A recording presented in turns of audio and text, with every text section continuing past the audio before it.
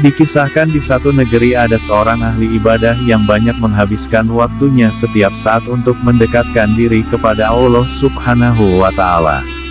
Sampai pada suatu hari ia mendengar kabar bahwa di ujung negeri banyak orang yang menyembah sebatang pohon.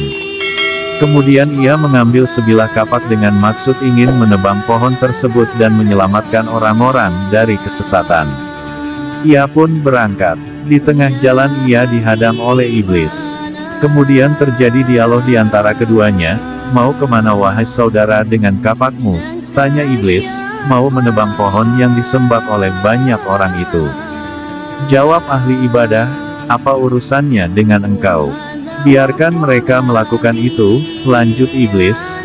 "Aku ingin menyelamatkan orang-orang dari perbuatan sesat mereka," pungkas ahli ibadah. Singkat cerita terjadilah perkelahian sengit di antara keduanya. Maka terjadilah perkelahian fisik antara si Abid dan orang tua yang merupakan perwujudan setan itu. Si Abid berhasil mengalahkan si orang tua, menjatuhkannya, kemudian menduduki dadanya.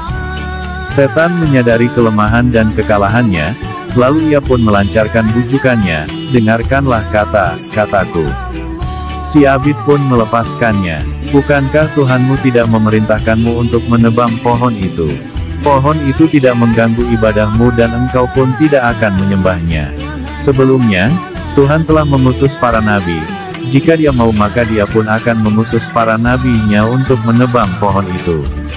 Si ahli ibadah tengah duduk di atas dada iblis dan berkata, "Apakah engkau masih mau menghalangiku untuk melaksanakan keinginanku?"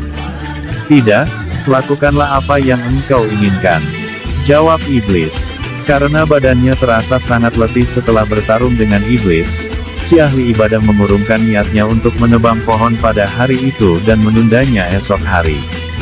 Keesokan harinya, si ahli ibadah kembali pergi dengan sebilah kapaknya untuk melakukan keinginannya yang masih tertunda.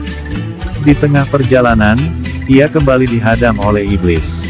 Setelah terjadi perdebatan, keduanya kembali bertarung untuk yang kedua kalinya.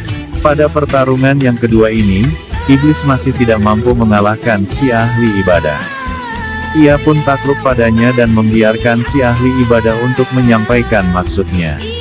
Setelah kalah dalam dua pertarungan itu, iblis berpikir bahwa ia tidak akan mampu melakukan adu fisik dengan ahli ibadah. Lalu mencari cara lain untuk menaklukkan ahli ibadah itu dengan melakukan tipu daya.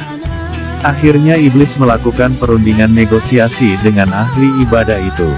"Begini saja wahai ahli ibadah, engkau tidak perlu bersusah payah lagi untuk menebang pohon itu. Aku akan menyediakan duit beberapa dirham setiap hari di bawah tikar sajadah tempat engkau beribadah. Dengan itu kebutuhan hidup engkau sehari-hari akan terpenuhi."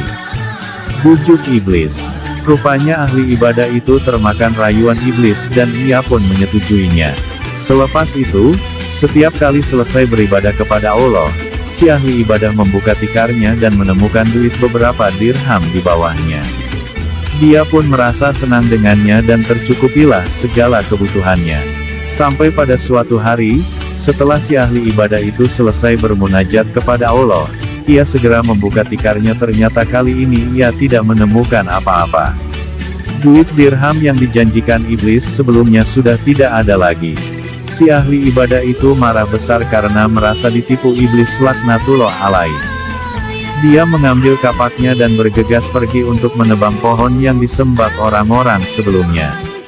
Di tengah perjalanan, ia dihadang oleh iblis. Setelah memaki-maki iblis karena merasa ditipu olehnya, lalu terjadi perkelahian sengit di antara keduanya. Tapi kali ini si ahli ibadah berhasil dikalahkan iblis. Si ahli ibadah roboh dan terkapar di tanah, iblis pun melompat ke atas dadanya. Dalam suasana seperti ini, si ahli ibadah bertanya kepada iblis, "Kenapa engkau bisa mengalahkanku kali ini sedangkan pada dua pertarungan sebelumnya engkau tak berdaya di bawah kekuatanku?" Iblis menjawab, "Kalau pada dua kali pertarungan sebelumnya engkau bisa mengalahkanku disebabkan engkau betul-betul berjuang karena Allah untuk menyelamatkan kesesatan manusia. Tapi dalam pertarungan yang ketiga ini engkau tidak lagi berjuang karena Allah tapi karena aku sudah tidak lagi memberikanmu duit untuk kebutuhan harianmu. jawab iblis. Mendengar penjelasan iblis itu, si ahli ibadah merasa tak berdaya dan tertunduk malu karena telah melakukan kesalahan fatal yang membuat Allah murka kepadanya, karena keimanan dan semangat jihadnya menegakkan kebenaran yang berkobar sebelumnya telah dinodai dan tergadai hanya gara-gara duit beberapa dirham. Wallahu Akbar. Ya Nabi salam